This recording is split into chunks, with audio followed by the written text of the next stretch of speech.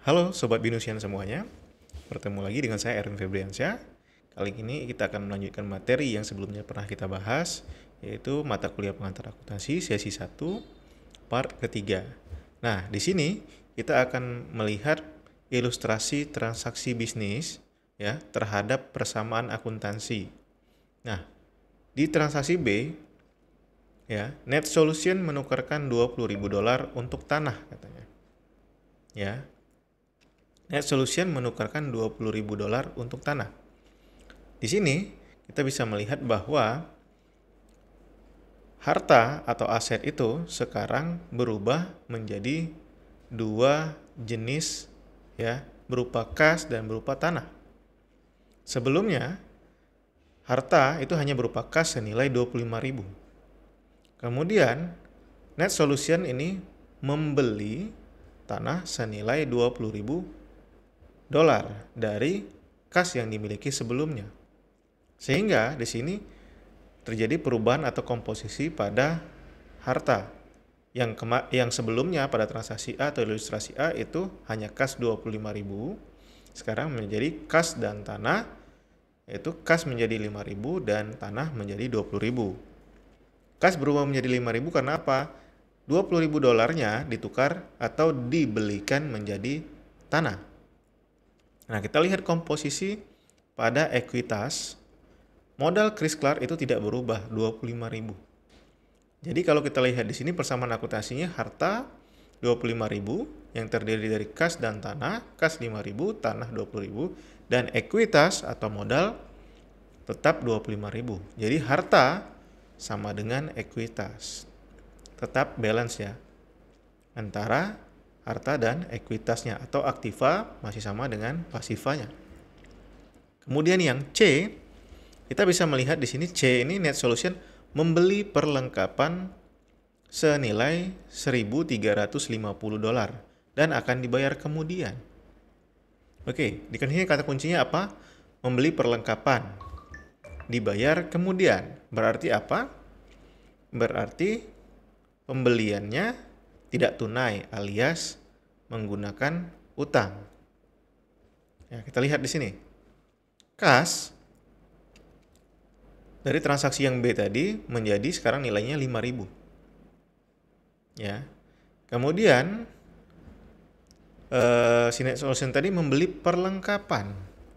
Perlengkapan adalah bagian dari harta atau aset. Kita bisa lihat di sini kemudian berarti ada perlengkapan senilai 1.350. Ya. Kemudian tanah senilai 20.000. Jadi hartanya bertambah di sini, hartanya bertambah menjadi ya total dari 20.000 plus 1.350 plus 5.000. Nah, di komposisi ekuitas ya, pasiva yang kita ketahui, pasiva itu kan terdiri dari ekuitas atau modal plus utang ataupun kewajiban. Nah, di sini baru muncul ya komponen kewajiban atau hutang. Nah, utang dagang di sini kita bisa lihat ada bertambah senilai 1.350. Jadi berapa total pasiva dan aktivanya sekarang? Aktiva itu totalnya 26.350. Pasifanya 26.350. Ya, tetap sama ya, tetap sama. Jadi persamaan akuntansinya terpenuhi. Oke, kemudian transaksi yang D. Di sini kita melihat Net Solution menyelenggarakan jasa pada pelanggannya dengan imbalan $7.500 dan diterima tunai katanya. Kata kuncinya di sini adalah apa? Mendapat pendapatan jasa, imbalannya $7.500, terima tunai.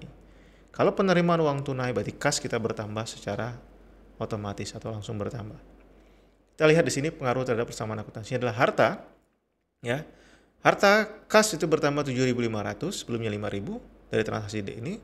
Perlengkapan tidak berubah, tanah juga tidak berubah komposisinya. Utang dagang juga tidak berubah. Nah, ada satu hal yang berubah di sini adalah modal Chris Clark bertambah 7.500. Karena apa? Ada pendapatan jasa.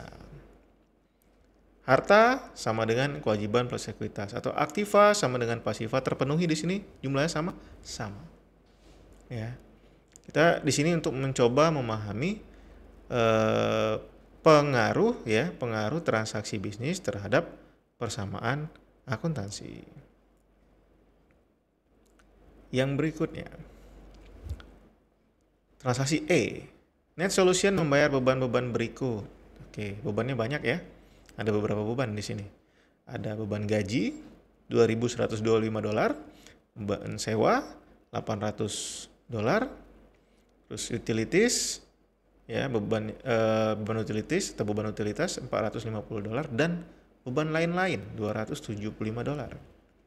Nah, kita lihat di sini. Pembayaran beban-beban tersebut ya, ada beban gaji, beban sewa, beban utilitas dan lain-lain, itu pembayaran secara tunai. Di mana pembayaran secara tunai itu langsung mengurangi kas. Kas berkurang 3.650. Ya. Jadi sebelumnya 12.500, total kasnya berkurang 3.650 menjadi 8.850. Perlengkapan tidak ada perubahan, tanah juga tidak ada perubahan, utang dagang tidak ada perubahan, dan ekuitas berkurang. Modalnya berkurang. Kenapa? Modalnya berkurang karena kas tadi kan dikeluarkan tuh untuk bayar beban gaji, beban sewa, beban utilitas, dan beban lain-lain. Tetap sama jumlahnya, aktiva sama dengan pasiva sama. Kemudian transaksi F. Di transaksi F ya, kita bisa lihat net solution membayar $950 kepada kreditur katanya. Nah, di sini kita bisa melihat bahwa pembayaran kepada kreditur berarti kas kita berkurang. Ya, kita lihat di sebelah kanannya itu kasnya berkurang 950. Perlengkapan tidak ada perubahan, tanah juga tidak ada perubahan. Dan utang dagang, kalau kita bayar hutang apa yang berkurang? Uang tunai kita. Oke, sip. Kemudian apa yang lagi yang berkurang? Hutang kita kepada kreditur tadi berkurang, benar. Berarti di sisi aktiva atau hartanya berkurang 950, di sisi pasifanya yaitu kewajibannya berkurang 950, sama-sama berkurang. Jumlahnya sekarang sama, aktiva sama dengan pasiva tetap sama. Ya. Kemudian transaksi yang G. G kita lihat pada akhir bulan perlengkapan yang tersisa $550, berarti $800 telah habis dipakai, ya katanya. Nah, kita lihat di sini perlengkapan yang tersisa. Ya. Yang tersisanya adalah 550. Berarti yang habis digunakan adalah $800. Perlengkapannya itu dilihat di sebelah kanannya, di persamaan akuntansinya, perlengkapan berkurang 800, sisanya 550. Nah, kalau perlengkapan berkurang, itu modal juga berkurang. Di sisi kanannya ada lihat bahwa beban perlengkapan mengurangi modal dari Kriska senilai 800. Masih tetap sama ya persamaan akuntansinya. Nah, yang H, pada akhir bulan Kris menarik $2.000 kas untuk keperluan pribadi. Atau dengan istilah akuntansi biasanya disebut dengan prive. Oke, prive ya. Nah, di sini kita bisa melihat bahwa ya, pada sisi harta kas berkurang senilai 2.000 karena ada penarikan pribadi atau prive tadi. Jadi nilainya sekarang 5.900. Penarikan pribadi juga akan berpengaruh atau berdampak terhadap berkurangnya modal atau ekuitas. Kita lihat sebelah kanan sisi pasifanya bahwa berkurang modalnya senilai 2.000. Ya, jadi sama-sama berkurang nih, aktivanya ada berkurang, pasifanya juga ada berkurang pada sisi ekuitas. Sama tetap sekarang jumlahnya, kiri dan kanan aktiva dan pasifanya sama. Nah, kita bisa lihat di sini pengaruh transaksi terhadap ekuitas pemilik. Nah, ekuitas atau modal pemilik itu berkurang ya dengan adanya apa? Biasanya adalah penarikan pemilik atau prive. Kemudian pembayaran beban-beban ya. Nah, ekuitas milik bisa bertambah karena apa? Ada investasi dari pemilik ya. Ya, ada investasi dari pemilik. Misalnya dia sudah modal awalnya sudah ada, kemudian mau nambah lagi modalnya, itu investasi tambahan, modal awal, nah itu menambah ekuitas atau modal si pemilik. Kemudian apalagi adanya pendapatan dari transaksi yang terjadi, ya, itu akan menambah juga modal dari si ekuitas pemilik tadi. Nah, di sini kita melihat ada dua komponen ya yang bisa kita gunakan untuk mencari ya atau menilai laba bersihnya. Untuk membuat laporan laba rugi, kita harus tahu apa komponen pendapatan dan beban. Jika pendapatan lebih besar daripada beban, maka akan diperoleh laba. Jika beban lebih besar daripada pendapatan, maka diperoleh rugi. Ya, secara simpelnya seperti itu. Oke, laporan keuangan. Pertama, kita bahas tadi laporan laba rugi ya, ringkasan pendapatan dan beban untuk periode ya waktu tertentu. Atau income statement disebut ya laporan laba rugi. Laporan perubahan modal atau statement of owner's equity. Ringkasan perubahan ekuitas milik yang terjadi selama periode waktu tertentu. Ya, ada modal awal, ada penambahan modal, pengurangan modal karena bayar beban-beban, misalnya kemudian ada pendapatan, itu kan merubah komposisi dari modal. Nah, laporan perubahan modal, transaksi tersebut dimuat di laporan perubahan modal. Yang mempengaruhi perubahan modal apa? Laba atau rugi. Kalau laba berarti modalnya bertambah. Kalau rugi, modalnya menjadi berkurang. Laporan neraca atau balance sheet. Nah, di sini memuat apa? Daftar harta, kewajiban, dan ekuitas pada suatu tanggal tertentu, ya. Jadi ada seluruh harta itu apa saja nih? Ada kas, misalnya, ada piutang, terus kewajiban ada kewajiban jangka pendek, jangka panjang, itu termuat semua di situ ya. Kemudian modal awal, kemudian pendapatan dari aktivitas-aktivitas transaksi, ya. Itu termuat di laporan neraca.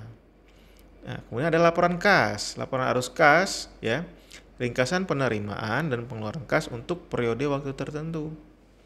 Laporan arus kas biasanya memuat beberapa aktivitas. Yang pertama adalah laporan atau aktivitas operasional. Kemudian pendanaan, ya, ada juga laporan arus kas yang berkaitan dengan pendanaan.